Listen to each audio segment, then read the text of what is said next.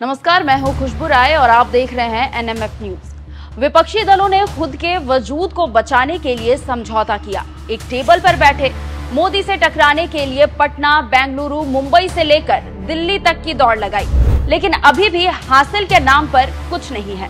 साझा उम्मीदवार की बात करें तो अभी भी हवा हवाई जैसी है। उम्मीदवार को जमीन पर उतारना है, जनता के बीच जाना है, दम दिखाना है और विरोधियों को मात देना है।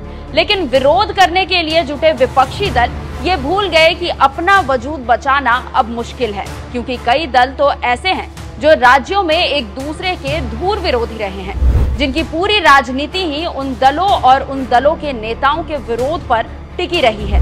तो फिर बात कैसे बनेगी? इंडिया गठबंधन की दिल्ली में बैठक हुई, सीट शेयरिंग को लेकर भी बातचीत हुई, लेकिन अभी भी बात फाइनल नहीं हो पाई है।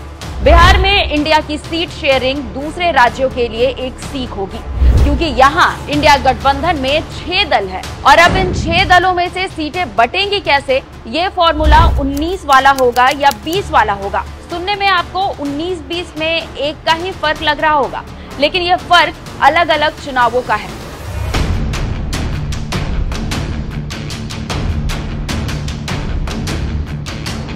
सीट शेयरिंग का आधार 19 का लोकसभा चुनाव होगा या फिर 2020 का विधानसभा चुनाव। बड़ा सवाल यही है कि सीटें बटेंगी कैसे। बिहार में बना महागठबंधन ही वो बुनियाद है जिस पर राष्ट्रीय स्तर पर बीजेपी विरोधी दलों का इंडिया गठबंधन बना है।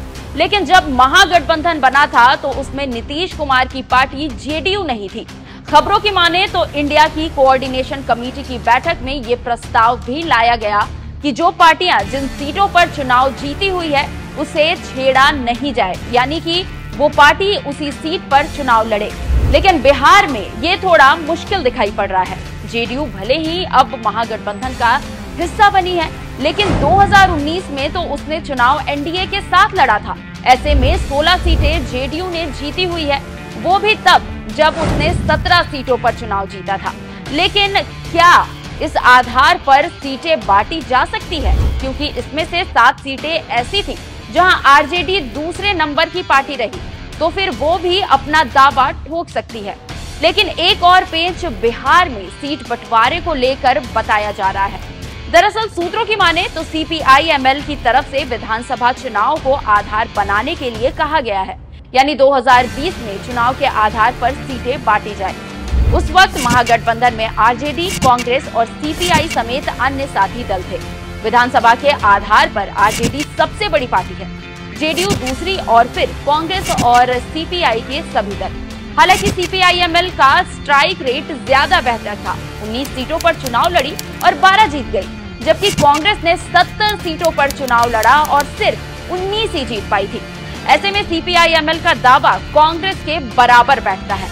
लेकिन टकरार तो यही है, अगर जीती हुई सीट नीतीश कुमार ने नहीं छोड़ी तो 16 सीटों पर वो चुनाव लड़ेगी ही और आरजेडी भी जेडीयू के बराबर ही सीट पर चुनावी मैदान में उतरेगी। फिर बची 8 सीटें कैसे कांग्रेस की लेफ्ट के दलों में बांटा जाएगा?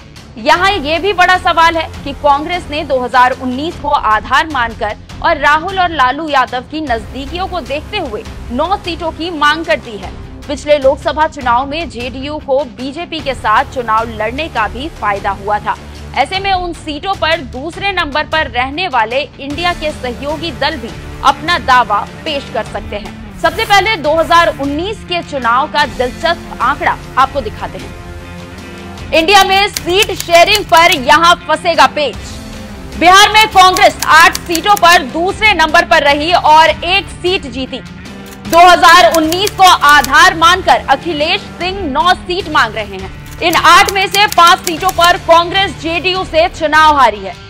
आरजेडी 7 लोकसभा सीटों पर दूसरे नंबर पर थी, जहां जेडीयू चुनाव जीती।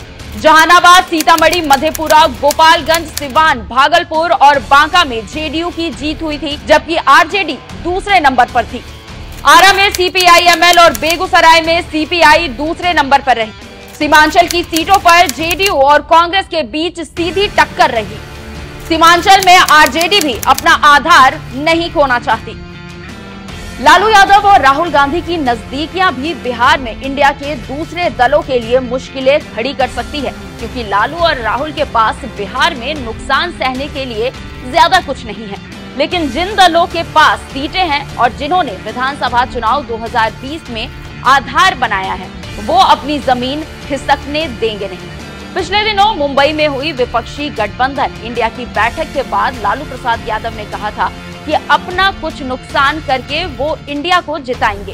इसका दूसरा पक्ष ये भी है कि पिछले लोकसभा चुनावों में आरजेडी को किसी सीट पर जीत नहीं मिली थी, इसलिए फिलहाल उसे समझौते में अपनी जीती हुई कोई सीट नहीं छोड़नी पड़ेगी। बिहार में सबकी नजर नीतीश कुमार पर ही होगी। नीतीश कुमार क्या अपनी सीटों की कुर्बानी देंगे या फिर 2019 का फॉर्मूला काम करेगा? तो क्या आरजेडी जेडीयू से कम सीटों पर चुनाव लड़कर कांग्रेस को टिकट देगी? सवाल बहुत है, लेकिन समाधान कम। इंतजार करिए, जब सीटों के बंटवारे का फॉर्मूला जमीन पर उतरेगा, फिर देखिए बिहार में कैसे बागियों की फौज चुनाव में कराएगी मौज। क्योंकि आरजेडी के पास टिकट गया तो फिर कांग्रेस जेडीयू के संभावित उम्मीदवार क्या करेंगे? वो या तो निर्दलीय बन खेल खराब करेंगे या फिर दूसरी पार्टी में अपना विकल्प तलाश करेंगे। यानी बिहार की 40 सीटें लोकसभा चुनाव का खेल बना और बिगाड़ सकती है, और नीतीश कुमार कब पलटी मार जाए ये भी कहना मुश्किल है। आपको ये जानकारी कैसी लगी, हमें कमेंट बॉक्स में कमेंट कर जरूर बताएं और हमारे चैनल को सब्सक्राइब करना ना भूलें। नमस्कार।